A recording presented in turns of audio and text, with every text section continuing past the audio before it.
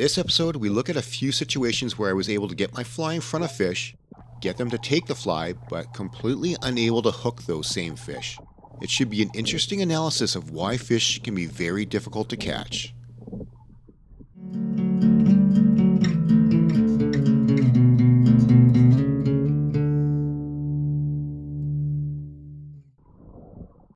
Here is our first subject. We have a wily whitefish looking nice and hungry. Then a pheasant tail pattern enters from the center right of the screen, and the whitefish quickly spots it and positions itself to take it. It grabs the fly perfectly. Within a second I set the hook and fully pull the fly from its mouth.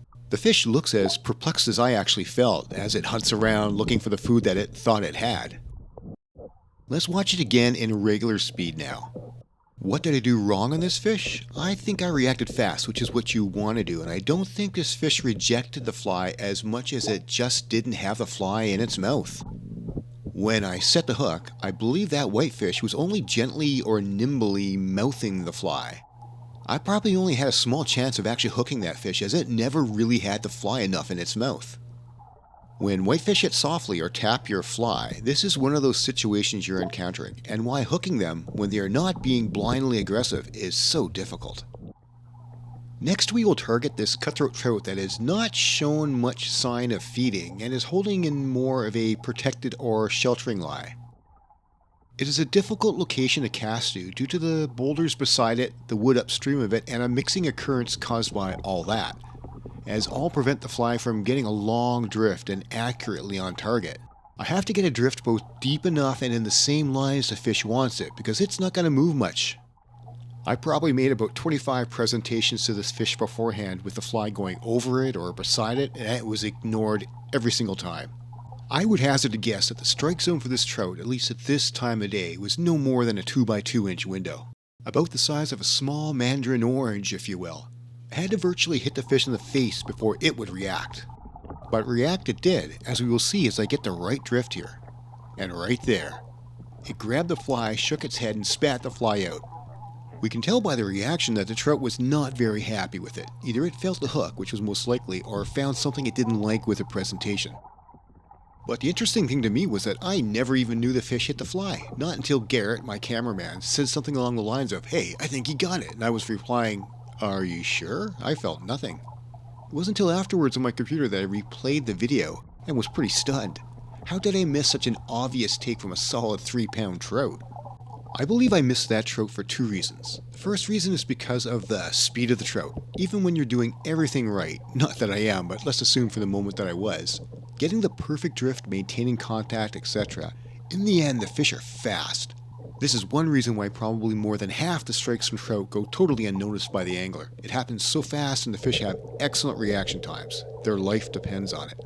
When I play the footage back and go frame by frame, the trout had that fly in and out in less than 9/10 of a second. The second reason is because in the shelter of the boulders, the water flow is slow and mixed.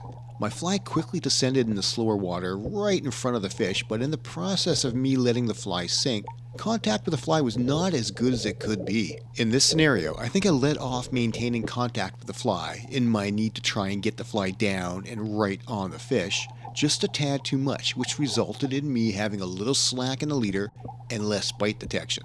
Hence, I missed the fish completely. Now the follow-up question is that if I had maintained better contact, would I have been able to get that fly into the strike zone of the trout and at the same time been able to have enough tightness in the leader to actually feel a take? In other words, could I have done a better balance in my delivery? Well, that's the million-dollar question that I can't answer with certainty. But considering I was unable to get any interest in the 25 or so passes I made previously or after, I suspect that it might have been an impossible task. Not all fish are meant to be caught, and some fish sit in certain locations because past history has shown them that it is very, very safe. Right now though, I will admit that it was partly my fault not keeping enough contact with the fly and the excellent reaction times of the trout that led to me not even having a clue that that moment had actually even happened. Now, here's another more incredible encounter. I had my pheasant tail nymph pattern drifting just over the bottom. A whitefish targets the fly and moves for it. It does grab the fly, but never gets hooked. Let's watch this in slow motion as I found this rather interesting and impressive. First, we see the fly enters the scene. We see that the whitefish seems to detect it from a distance away and moves towards the fly. Mouth is open and it goes to inhale the fly. The fish then proceeds to swim with the drifting fly in its mouth downstream, almost as if keeping perfect sync with the drift. But it still has the fly in its mouth. Then we see that I set the hook and subsequently pull the fly right away from the fish, much to the fish's disappointment and mine. So what happened here? This is a lot like that first whitefish we saw. The feeding ability of a whitefish can be so amazingly subtle and precise that I imagine, though I can't quite prove this, that in this case the fish had the fly pattern lightly held by the fly's tail feathers, the pheasant tail fibers, that are beyond the bend of the hook. Either that, or the fish was holding the fly by a sucking or vortex effect, as they do when they feed, on the outside of its small mouth, much the way you might pick up a piece of plastic with an eyedropper. We can't quite see that level of detail here, but either way, that fish was in contact or holding that fly for roughly 4 seconds before I set the hook and fully yanked it away. And it didn't even come close to getting hooked, in my opinion. This is why hooking whitefish can be so difficult, and believe me, I've had lots of practice, and they still kick my butt routinely. And here's another scenario with a mop fly. The lighting isn't the greatest for demonstration purposes, but the fly enters from the right side, slowly drifting, gets mouthed by one whitefish, and then quickly chased by a smaller second one. Neither were hooked. Here we will watch it at half speed and freeze the frame partway through. First we will see the fly enter our view, and we will freeze it coming up. As we will see in a moment, there is no rush in the whitefish's movement. It saunters over to the fly and seems to grab it. And we freeze again here. We can see the fly, so obviously the fly is not fully in the fish's mouth, though the fish obviously has enough of a grip on it that the fly is being held in place. The fish holds the fly for about 0.8 of a second, then gently releases it, after which I set the hook lightly, which gives the fly a little jump in speed as it moves to the left. As the fly ascends due to my pulling or jigging it, it triggers the interest of a smaller whitefish which swipes at it but doesn't grab it. Clearly I was too slow in setting the hook on the main fish, and by that time I felt the pause, the fish had already released the fly. Watching the video, it looks as if the fish has the fly in its mouth for an ample enough amount of time. But given the lightness, almost no more than the pause, of the strike, and the reaction time of a human, which is about 0.3 of a second, and the time it takes for the take to actually register and the rod to flex enough to move the fly, there's a lot of factors that need to take place in a short period of time, and which is why often light takes such as these are frequently missed by the angler. It almost implies that you need to set the hook in anticipation of the fish grabbing the fly before you feel the take, as there isn't enough time to do it if you're reacting after you feel the take. Which is where we come to the concept of being able to read the water, know how fish will behave and where they will sit, and then perhaps start to set the hook where you expect there will be fish. In this situation though, the fish won and I clearly lost.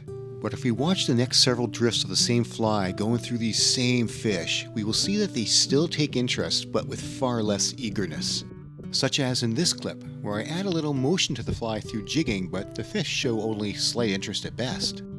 And then this clip, where the fly drops into the group but the fish only look at it, move slightly but don't even touch it. And lastly, this clip, all showing the fly passing through and the whitefish only giving it a quick hello. I hope this video provided some insight into the incredible behavior of the fish we pursue. And we'll finish off by watching me snag the stick in front of this whitefish and ripping it out right before the fish. And there it goes, with the fish barely even flinching. Thank you for watching today.